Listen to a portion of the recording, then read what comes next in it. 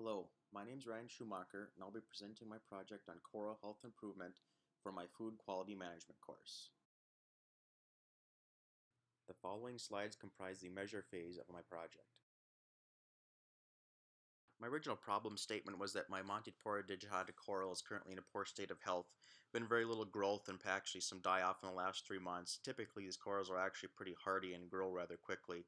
My goal, I've actually updated. Of course, I'm going to identify the optimum growth environment and water parameters to eliminate die-off and create visible growth, but I'm actually increasing that due to, as you'll see later on, that I had better growth than I thought. So I want to get more than 7/16 of an inch growth from here until the end of the project, which is a 25% improvement. Here's my data collection plan for my project. As you'll see, I'll be measuring how much the coral has grown. I'll be measuring that in total growth per week, every week, using pictures, Adobe software, and a ruler. I'll be measuring what the temperature of the water is, and that is actually done with the data logger and a temperature probe in the tank, done once per minute. I'll be measuring the pH of the water. Again, that's using a probe that's in the tank and a data logger measuring once every 10 minutes. We'll be looking at the alkalinity level of the water and the calcium level of the water, and both of those are done using a test kit once per day and logged. Here's my method for measuring the coral growth in my tank. I'll be taking weekly pictures of the coral, as I mentioned earlier, using the same camera with the same settings and position on a tripod to keep it as steady as possible and as consistent as possible. The coral is actually mounted in front of some 5/8 inch diameter plastic grid, and I'll use that for scale and measuring of the growth. The photos will then be analyzed in Adobe Photoshop, and we'll be measuring growth measured in pixels compared to the number of pixels between that 5/8 grid to get a ratio, and we'll convert that to inches. Using the previous measurement method, I measured the baseline performance of my growth. It was totaled out to be 0.15 inches over a period of 3 weeks, which was equated to 0.05 inches per week. My goal, knowing that I actually am getting some good growth, even more than what my original problem statement mentioned, is to actually improve that by 25%. So total growth from here on out over the next 7 weeks would be 0.4375, 7/16 of an inch, which would equate to 0.0625 or a 16th of an inch per week. Here are the pictures of the coral growth that I've been taking over the last few weeks. We start with week 0 and we'll end with week 4, and then a final slide which shows the beginning to end growth. In each slide you'll see from week to week the growth, and focus on the red line, which is underscoring as a baseline, and look from above that, so the vertical growth from that red line, and that will equate to how much growth I've gotten each week.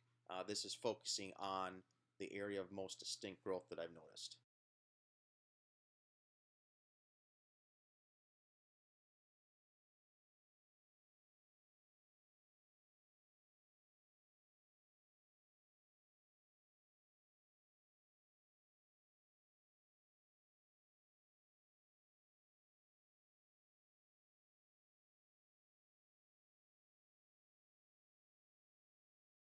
To measure temperature and pH in my tank, I'm using a Neptune Systems Apex Aquarium Controller. It's a compact logic controller. It's got inputs and outputs for various measurements such as temperature, pH, and outputs to control outlets such as heaters and tank lights. It logs the data, and it's actually connected to the internet to give me information. The temperature and pH probes are mounted in the tank, and they record every 10 minutes. Data is then logged and stored in the controller so I can retrieve it at a later time. And the reason I'm actually measuring pH is because there's a link and correlates to my dosing regimen of alkalinity and calcium. This is the chart of my temperature over the duration from September 26th to October 15th. The above chart, you can see the overall trend over the whole time there. You can see kind of the high points, the low points, and as the heater actually cycled on and off. Below that, I've got a little more zoomed in detail so we can see what's going on. You can see it actually is measuring it every 10 minutes. You see a little step pattern there. Don't be alarmed by the sharp jumps to go up and down. It may look like it's actually out of control, but it's not. If you actually look at those measurements, you're only looking at a degree, maybe a degree and a half of variation as the heater fluctuates on and off. Here are the charts of my pH data log. Over the top, you can see the major trends as we go. Notice some of the spikes. Notice the waves as it goes up and down. What you're actually seeing there is it actually fluctuates from daytime to nighttime based on respiration of the fish and different things that are in the air. And then as you zoom in on the detail, you can really see some of those spikes. And what you're actually seeing in those spikes is when my auto top-off system that tops off evaporated water, I've actually got a mixture of alkalinity and calcium makeup solution in there. And when I do that, it's very caustic or alkaline solution, and you can see every time that dose is in the tank, I get these really big spikes, fairly localized and very short in duration, but it could potentially be a problem. To measure both alkalinity and calcium, I'm using a HANA checker colorimeter, and it uses a fixed wavelength LED and a silicone photodetector to actually measure the color change that is due to chemical reagents. You can see a little bottle that I've got water mixed in, and you put the chemical reagents in there, it causes a color change, close the cover, push the button, and it gives you a readout of what the value is. Here's my chart of daily recordings of alkalinity in the tank. It's measured in DKH, or degrees of carbonate hardness. You can see the average was 7.3, standard deviation 0.76, min and a max of about 5 and 8.5. Doesn't seem like much, but alkalinity, can have a big effect on what's going on in the tank. This is my chart of daily calcium readings done in the tank. Not too bad fluctuation there, although from 350 to 500, that could be causing some stress on the corals as well. Average of 426, standard deviation of 41, and a min of 340, and a max of 500. Here's my cause and effect diagram, or fishbone diagram. You can see my original problem statement on the right side there. You can see the major ribs of the fish are the four parameters that I'm kind of looking at closely: alkalinity, temperature, calcium, and pH.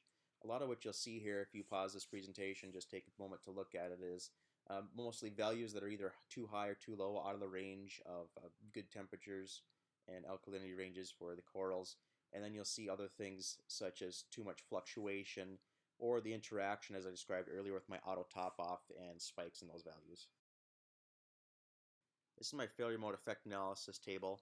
Looking at tank heating as a process step, failures: the heater could fail on and off, the temperature could be out of control. The effect of that would be the tank water being too cold, too hot, or fluctuating too much. Fairly severe. If it is out of control for too long, it could actually kill the coral, talking a matter of hours here. And that could be just the heater failing, like I said, or temperature not set correct, or loop not set correct. Occurrence fairly low, and detection pretty low, because I actually have my system hooked up to the internet. I'm going to actually get text messages and emails if it's out of line. My auto top off could fail on, could fail off. It could be going on off too much, causing high pH, low pH, alkalinity issues, calcium issues. That could be from a bad pump or controller. The pump logic is wrong on there, or the flow is too high on there. A little more likely occurrence, because sometimes I do forget to refill that. Again, I'm going to get text messages if I have an issue there. Then looking at lime water mixing, that's where I actually mix my alkalinity and calcium supplements to dose to the tank. So if that's too strong or too weak, I have to look at that concentration as a potential cause of an issue there. Again, I'll get text messages, alarms on that one. And then tank lighting, simply being not enough light, could be the issue. Core growth could be stunted. So bulb could be old. That could be a big issue to detect, because coral growth is so. These are my potential X's, or theories, I want to test over the next few weeks. First is water temperature not being ideal. I'm going to research what that ideal temperature should be for corals, tune my temperature loop to try to reduce fluctuation. I want to get that done as a goal of within 1 week. The pH of the water is not ideal. Again, I'm going to research that ideal pH level for corals, tune my auto top-off loop that I've talked about earlier, try to stabilize that, and my goal is to get that done within 2 weeks. Both the alkalinity and calcium, since they're so linked together, I'm going to research those levels as well. Work on, of course, tying in with the auto top-off tuning. And then also I'm going to try and adjust the concentration, get that where I need to be. Timeline, get that done in the next 1 to 3 weeks. And the last one is light bulb. That one's a little unique. That one is just like what I consider just do it. It's a quick, it's easy, little investment, great rewards. So I'm just going to get some new bulbs and get that taken care of. This is my updated milestones and timing slide. You can see the green hash marks of time that's elapsed. We're now mid to late October, so I'll be moving on to the analyze and improve phase of the